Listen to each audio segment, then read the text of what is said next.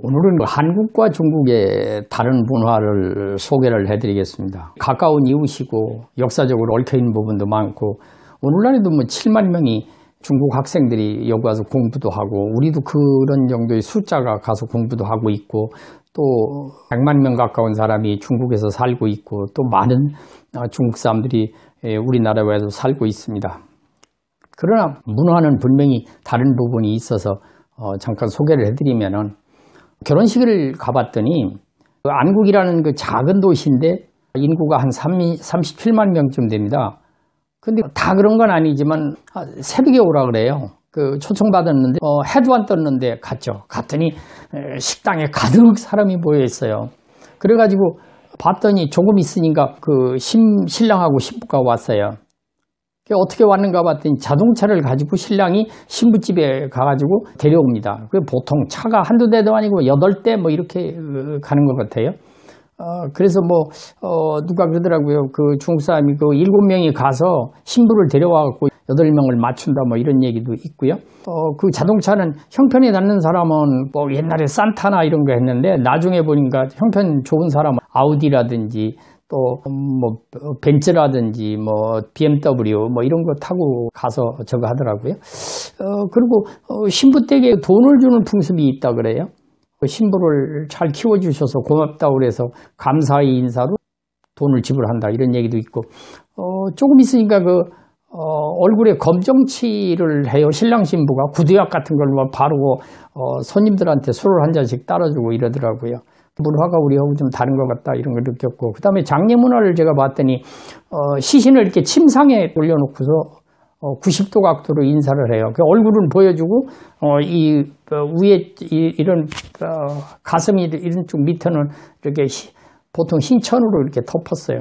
우리나라하고 다른 것은 우리는 가족 이외에 문상객들이 가서 안 보잖아요 대체적으로. 그런데 보여주는 것이 그게 좀 다른 것 같다. 그 다음에 청명한식 때는 그 묘를 찾아가지고 종이들을 태우는 풍습이 있어요. 우리나라에는 전혀 없지만은 그리고 자동차 운전 같은 거는 특별히 청명한식 때는 조심해야 된다. 왜냐하면 사고가 많이 날 수도 있기 때문이죠. 그 다음에 지시황이 도량형을 통일했다고 그러잖아요. 도량형을 통일한 이후에 중국 사람들은 어떻게 하느냐. 모든 걸 저울로 달아서 팔아요. 과일이라든지 채소라든지 식량이라든지 닭이라든지 하여튼 모든 물건을 거래할 때 다 저울로 해요. 심지어는 술도 저울로 계산을 해요. 이게 한번 들으니까 이러더라고요. 어제 술 나 참 많이 먹었어. 그랬더니 이제 한 친구가 얼마나 먹었는데 그래. 야 말도 마 어제 2근 반 정도 먹었을 거야. 2근 반이라고 그러면은 도대체가 그게 계산이 잘 안 되는 게 우리 입장에서는 그러니까 한 병, 2병, 우리 소주 2병, 소주 5병, 맥주 10병 그러잖아요. 이제 그게 다르다. 이제 이런 얘기고. 그 다음에 식당에 가서 문 쪽에서부터 안으로 들어갔을 때 가장 안쪽이 문에서 가장 먼 곳이 상석이다. 여러분 잘 아실 거예요. 음식을 주문할 때 5명이 갔는데 5개를 이렇게 시킨다든지 이러질 않아요. 4개를 시키든지 6개를 시키든지 그래요. 왜 그러냐 그랬더니 짝수를 좋아한다는 거죠. 2, 4, 6, 8장. 그러니까 1, 3, 5, 7, 9는 안 시킨다. 이런 얘기고요.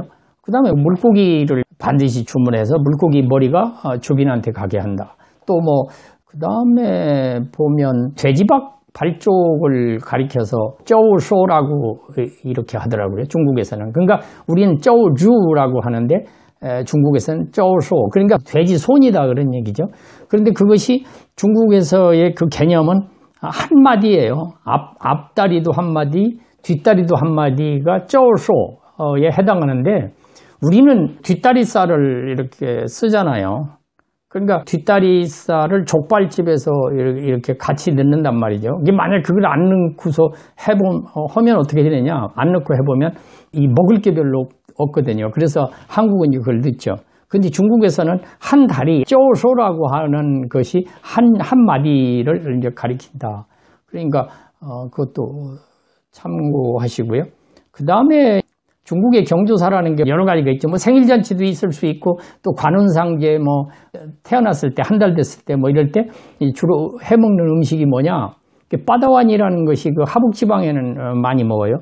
빠다완을 아시는 분은 아시겠지만 이게 서태후가 난리통에 시골에 피난 갔다가 이제 보고 맛이 괜찮다 싶어서 궁중에 돌아와서 그 궁중에서 만들어가지고 신하들에게 먹여봤다. 그래서 더욱 알려지게 됐다. 이런 음식인데 이 빠다완이 산황지라 그래가지고 닭고기하고요.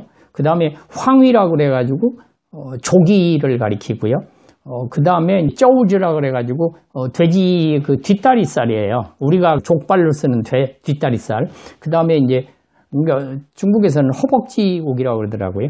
그러니까 완자가 있고요. 미펀로, 커로, 송로 이거는 이제 고기 종류고, 그 다음에 파이구라고 그래가지고 이 갈비 등이 있습니다. 이제 중국에서 한 달을 중요시 여기는데 우리나라에서는 백일잔치, 돌잔치를 중요시 여기지 않습니까?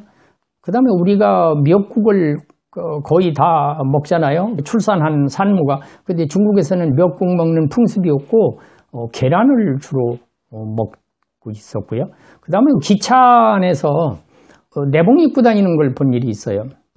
지금은 많이 그게 좀 달라졌는데 그때만 해도 보니까 한 번 봤더니 이 북경에서 그 기차를 타고 한 18시간 정도 가는데 겨울이었는데 어떤 여학생이 기차 안에서 바지를 벗어서 개놓고 그 다음에 두 번째로 이게 털실로 짠 거 그 내복을 또 벗어서 놓고 그 나머지 내복을 또 하나 입은 거를 그냥 입고 잡니다.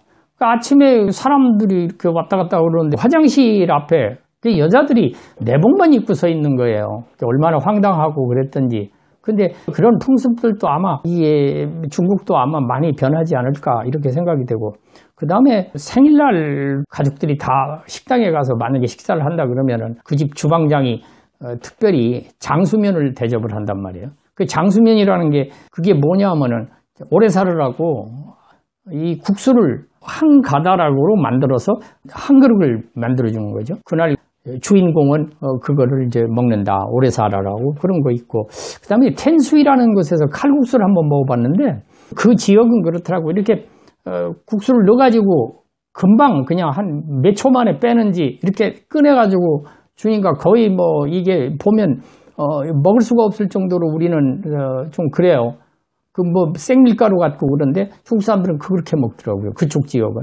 그래서 혹시라도 가셔서 그런 경우가 생기거든 좀 처음에 많이 좀 익혀달라 이렇게 얘기를 하시면 좋을 것 같고, 그 다음에 만두라고 그러잖아요. 우리가 만두.